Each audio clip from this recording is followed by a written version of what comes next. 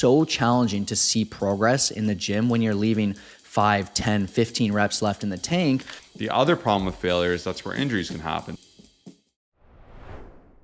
And now we're going to jump into our second question of the day. And the second question is, do you need to train to failure? Yeah, and this is a great question. A lot of people ask it still in different ways, shapes, and forms. Like I know for quite a while, there was a huge focus on just going till failure. And like, if you don't go to failure, you're not seeing results, right? There was the Mike Meltzer principle for many, many years where he would do less sets and just like push till failure and just crush it, right? Ronnie Coleman, Arnold, like they all have these different principles. And I feel like a few years ago, like we've been doing this for a long time.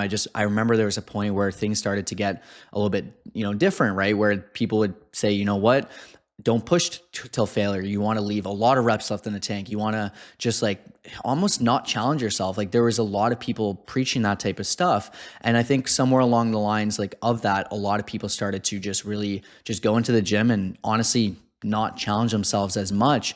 And to me, it's so challenging to see progress in the gym when you're leaving 5, 10, 15 reps left in the tank. But when you're going to the point where you're close to failure, there's a lot of great things that can happen. A lot of stimulus can be provided. It's very easy to gain muscle. You end up burning more calories. You end up actually just really pushing and you're able to gain more strength. And there's a lot of great benefits to that. But the truth is you don't have to go to failure, right? And honestly, depending on the movement, I'd actually advise against it, especially if you're doing it in a sake where, as soon as you go into the gym, first exercise is bench press, you're going to failure. It makes it a lot more challenging for the rest of the workout to be able to still do the rest of the workout properly, right? If you're only going till failure.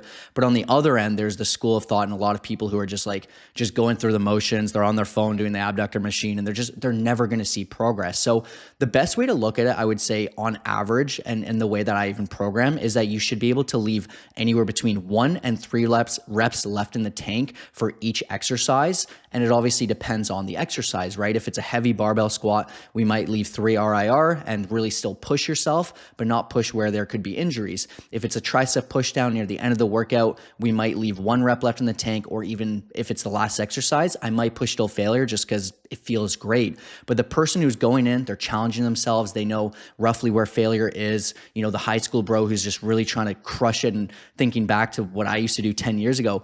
It's easy to see progress when I did that versus like what other people are doing now in terms of their intensity. So that's my answer. I hope that makes sense. And it's a very, very interesting school of thought. Yeah, so to answer the question, you absolutely do not need to train to failure. I use it as a tool and it's an awesome tool in your workout. If it's a very finisher or a simple accessory movement, it's no problem. You can use it. I also like to use it to understand how many reps in the tank do I have left. I'm doing 3 sets of 8 with 1 rep left in the tank. So RIR reps in reserve 1.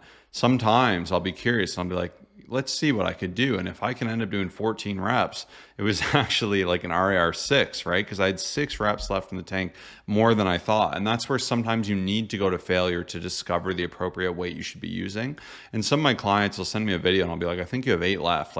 Do as many reps as you can with even more weight. And they'll still end up doing more reps than they could. And that's where you can start to use as a tool to actually understand what weight you want to use. Because to Kyle's point, I think in general, failure is awesome because you're going to achieve stimulus, you're going to achieve muscle breakdown, you're going to be able to develop. The problem is it becomes inefficient. If you burn yourself out fully, especially on that first set, you're not going to be able to operate at normal volume. And you can actually gain a lot of strength at RIR 1, 2, or maybe even 3. That's where most of my work is done.